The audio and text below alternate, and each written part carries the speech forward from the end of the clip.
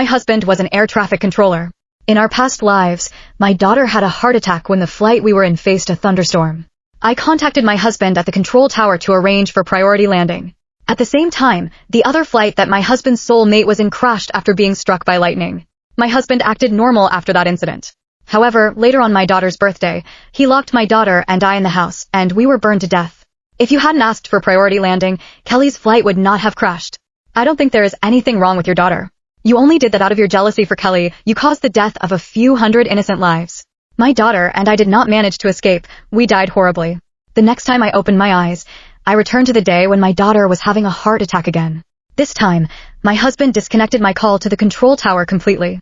However, when he learned that our daughter had died from a heart attack, he went crazy. My daughter held her chest in pain as she collapsed to the ground. Her face was pale. Everyone on the flight was shocked. Passengers soon surrounded my daughter. My voice was trembling. Then, I heard a wicked sneer from the control tower. Stop overreacting. She's only having a mild heart attack. You're only trying to use that as an excuse to land first. You're ignoring the safety of the lives of a few hundred people for your own sake. How disgusting is that? My heart sank when I heard that.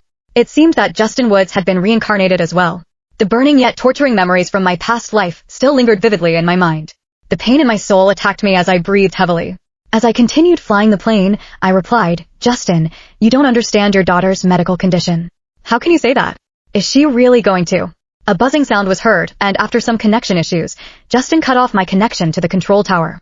My co-pilot, Jeff Goodrich, said anxiously, Captain Davis, your daughter isn't doing well. My daughter's struggling breaths echoed in my ears. I tried to contact the tower again. However, another colleague's impatient voice was heard from the other end of the line. Captain Davis, Justin told us about everything. You're worried about the thunderstorm and wanted to land earlier, right?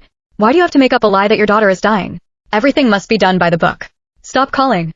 At the same time, I heard Justin's voice speaking with relief. Flight C-1876 has landed successfully. There's no problem at all. Flight C-1876 was the flight that Justin's soulmate, Kelly Freeman, was on. The colleague asked, shall we now arrange for Captain Davis's flight to land? It's her turn now. However, Justin snorted coldly and spoke indifferently, let her wait. Didn't she lie to jump the queue?